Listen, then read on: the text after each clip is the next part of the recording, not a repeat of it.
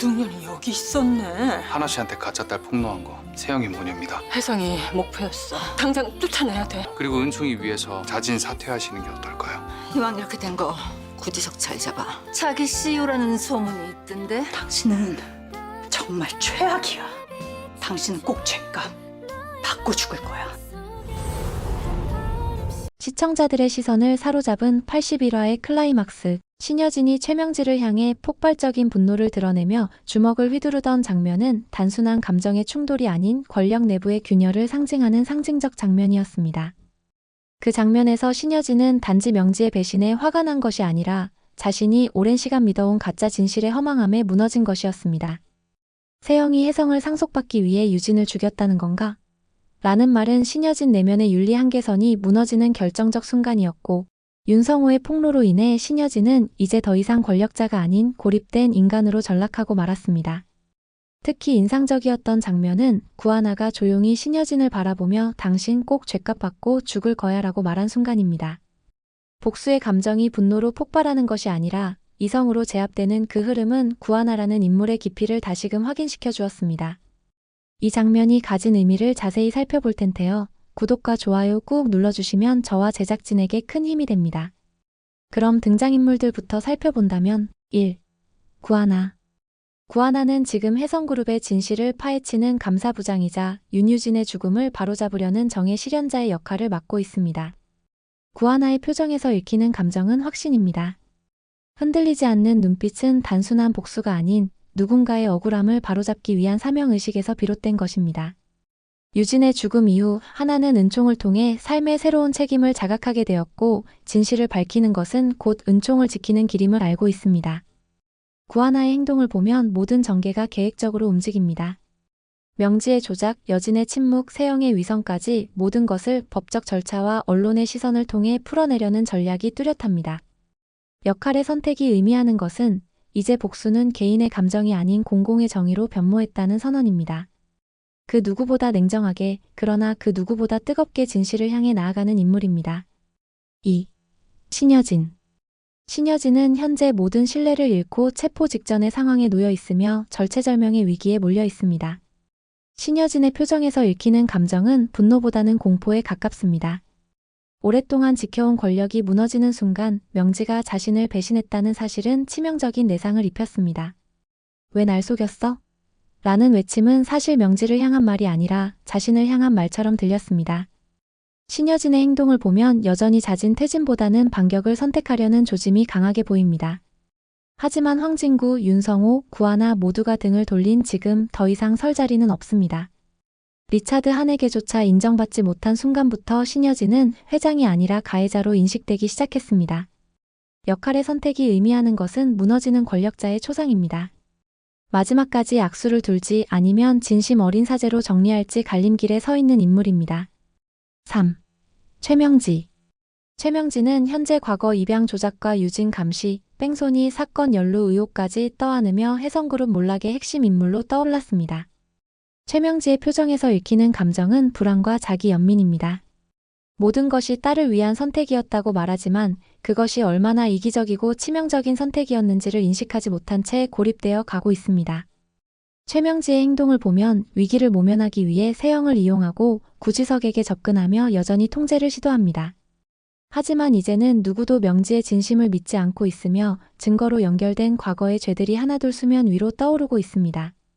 역할의 선택이 의미하는 것은 조작된 모성의 끝입니다. 윤세영의 인생을 망친 것이 아니라 시작부터 잘못된 레일에 태웠다는 사실이 드러나며 명지는 무너질 수밖에 없습니다. 4. 윤세영. 윤세영은 현재 정체성 혼란과 감정적 붕괴의 경계에 서 있으며 지석, 어머니, 하나 모두에게서 버림받은 상황입니다. 윤세영의 표정에서 읽히는 것은 망가짐에 가까운 허탈함입니다. 자신이 사랑이라 믿었던 지석에게 배신당하고 엄마가 감췄던 과거의 진실까지 알게 되며 나는 도대체 누구였나라는 근본적인 질문에 직면하고 있습니다. 윤세영의 행동을 보면 구지석을 되찾기 위한 감정적 어필 혹은 하나를 향한 질투심 어린 공격이 재개될 가능성이 있습니다. 하지만 이번에는 모두 외면하거나 정면으로 거절할 것입니다. 역할의 선택이 의미하는 것은 거울 속의 나를 마주하는 순간입니다.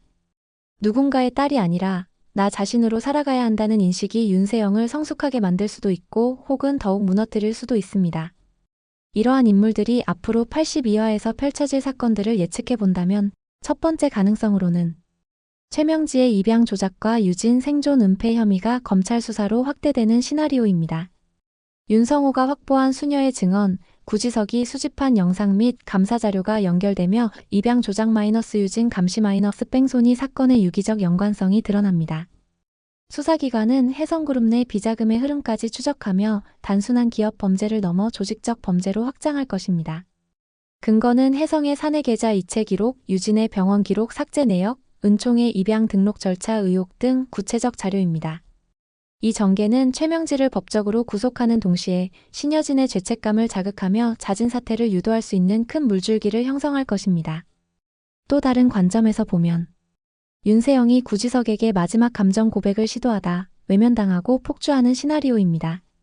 창립기념일 행사장에서 구지석의 선언을 직접 들은 윤세영은 충격에 휩싸이며 멘탈이 붕괴됩니다. 이후 지석에게 사적으로 접근해 아직도 사랑하지 않아? 라며 매달릴 수 있습니다. 하지만 구지석은 당신은 나를 사랑한 게 아니라 갖고 싶었던 거야 라며 선을 긋습니다. 이 대사는 윤세영의 자존심을 완전히 붕괴시키며 하나를 향한 원망 혹은 자해성 행동으로 이어질 수 있습니다. 이 전개는 윤세영의 전환점을 만들어줄 수 있는 클라이맥스로 반성 혹은 파국의 분기점이 될 것입니다. 마지막 시나리오로는 신여진이 회장직을 자진 사퇴하고 은총에게 법적 보호권을 넘기는 시나리오입니다.